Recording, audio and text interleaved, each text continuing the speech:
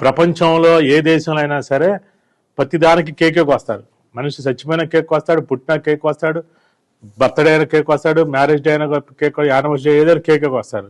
పండగ అయిన కేకే, జనవరి 1 అయిన కేకే, క్రిస్మస్ అయిన కేకే, ఏదైనా సరే కేకే. రకరకాల లవర్స్ డే రకరకాలు వస్తాయి, అన్నిటి కేకులే. మన ఇండియాలో అట్టా కాదండి. ప్రతి పండగకి మారిపోద్ది. చూడండి, ఉగాదికి ఉగాది పచ్చడి, షడ్రుచులు. ధనుర్మాసం చూడండి, మనకి ఎన్ని రకాల ప్రసాదాలు, పులిహార, చక్కెర పొంగల్, కట్టి పొంగల్ ఎంత అద్భుతంగా ఉంటాయి. మిరియాలతో వేసి కాలాన్ని బట్టి మారుతా ఉంటాయి. సంక్రాంతి పండుగకి అరిసెలు ఎంత బలం, దీపావళి పండుగ గారెలు, తొలి ఏకాదశికి పేలాల పిండి. మన పండగలకి చూడండి గారెలు, వడలు అన్ని బలమైన ఆహారాలు, కాలాన్ని బట్టి మారుతా ఉంటాయి. మనకి తొలి ఏకాదశికి చిక్కుడుకాయ గింజలు నిత్యమే పెట్టుకుని పోసుకోండి, స్కిన్ ప్రాబ్లమ్స్ రాకుండా. పండక్కి మనకి ఐటమ్ మారిద్ది. అదే దేశం వాళ్ళకి ఏముండదు, ఆ మైదా పిండి కేక్, పంచదార మైదా పిండి. అందుకనే మన దేవుడు నమ్మపోయినా దేవుడు పూజ మీరే తింటారు కదా, దేవుడు అని తింటగా. మీ గారెలు చేస్తే మీరే తింటారు, అరిసెలు చేస్తే మీరే తింటారు, ఉగాది పచ్చడి మీరే తింటారు. దేవుడే తిండు, దేవుడి పేరు చెప్పి మీరు తింటాం. అందుకని దేవుడిని అవాయిడ్ చేసేవాళ్ళు అయినా సరే దేవుడికి సంబంధించిన కార్యక్రమాలను అవాయిడ్ చేయకండి.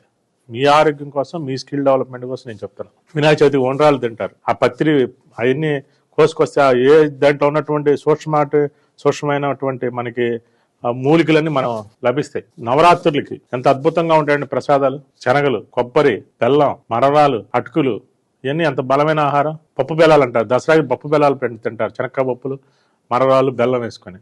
ఎంత బలమైన ఆహారం.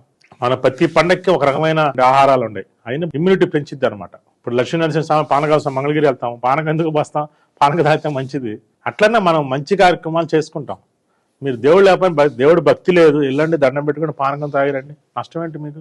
మిరియాలు, బెల్లం, కడుపు అంతా నీట్గా చేసింది. శ్రీరామనవమికి పప్పు బెల్లం పానకం తాగుతాం. ఆ కాలం ఎండాకాలం వచ్చింది శ్రీరామనవమి, అది మంచిది అంటే ఎండాకాలంలో అది తాగమని అర్థం. పెసరపప్పు సలవ.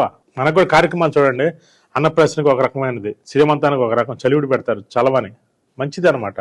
అలాగే మన పండగలకి ఇచ్చేటువంటి ఆహారాలు అన్నీ కూడా మంచిది. ఇవన్నీ కూడా మనం అవాయిడ్ చేయొద్దండి. ప్రతి ఒక్కళ్ళు కూడా దైవభక్తి పెంచుకోండి, తగ్గించుకోండి, నమ్మండి, నమ్మకపోండి. ప్రతి ఒక్కళ్ళు మాత్రం ఈ ఆచారాలు పాటించండి. ప్రాక్టికల్ గా రియల్ గా మంచి జరుగుతుంది కదా. ప్రతి ఒక్కళ్ళు ఈ అవకాశాన్ని సద్వినియోగం చేసుకొని మన పండగలో ఉన్న ఔన్నత్యాన్ని పైకి తీసుకురండి, బయటికి తీసుకురండి. అందరూ నేర్చుకోండి, ఆనందంగా ఉంటారని కోరుకుంటూ అందరికీ నమస్కారం. ఈ వీడియో నచ్చినట్లయితే please like, share and subscribe.